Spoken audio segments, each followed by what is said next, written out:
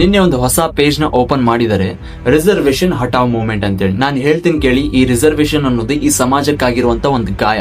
ಅದ್ರ ಮೇಲಿರುವಂತ ಚರ್ಮನ ಕಿತ್ತು ಸೈಡಿಗೆ ಬಿಸಾಕಿದ್ರೆ ಕೆಲವೊಬ್ಬರಿಗೆ ಹರ್ಟ್ ಆಗುತ್ತೆ, ಮತ್ತೆ ಅದನ್ನ ಹಂಗೆ ಬಿಟ್ರೆ ಕೆಲವೊಬ್ಬರಿಗೆ ಅಸಹ್ಯವಾಗಿ ಕಾಣುತ್ತೆ.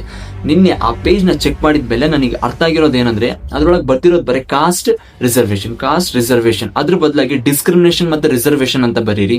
ಡಿಸ್ಕ್ರಿಮಿನೇಷನ್ ನ ತೆಗೆದಾಕಿದ್ರೆ ರಿಸರ್ವೇಶನ್ ಆಟೋಮೆಟಿಕ್ ಆಗಿ ರೆಡ್ಯೂಸ್ ಆಗುತ್ತೆ. According to me, reservation should be there in this society. Reservation ಇನ್ನಾದ್ರೂ ಈ ಸೊಸೈಟಿಲಿ ಡಿಸ್ಕ್ರಿಮಿನೇಷನ್ ಎಕ್ಸಿಸ್ಟ್ ಆಗುತ್ತೆ, ಇನ್ನಾದ್ರೂ ಜನರು ಡಿಸ್ಕ್ರಿಮಿನೇಟ್ ಮಾಡ್ತಿದ್ದಾರೆ. ಮತ್ತೆ ರಿಸರ್ವೇಶನ್ ನ ಇದೇ ರೀತಿ ಕಂಟಿನ್ಯೂ ಮಾಡಬೇಕು ಅಂತ ಹೇಳ್ತಾ ಇಲ್ಲ. Reservation should be reduced according to the time.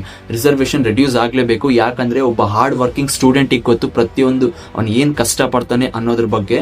ಮತ್ತೆ ಈ ಪೇಜ್ ಬಗ್ಗೆ ನೀವು ಏನ್ ಐಡಿಯಾಲಜೀಸ್ ನ ಸ್ಟಾರ್ಟ್ ಮಾಡಿದಿರಲ್ಲ, ಆ ಐಡಿಯಾಲಜೀಸ್ ಪ್ರತಿಯೊಂದು ಕಮ್ಯುನಿಟಿಗೆ ಸ್ಯಾಟಿಸ್ಫೈ ಆಗಬೇಕು. ಆ ರೀತಿ ಐಡಿಯಾಲಜೀಸ್ ನ ತಗೊಂಬರ್ರಿ. It's not about people versus people, it's about people versus government.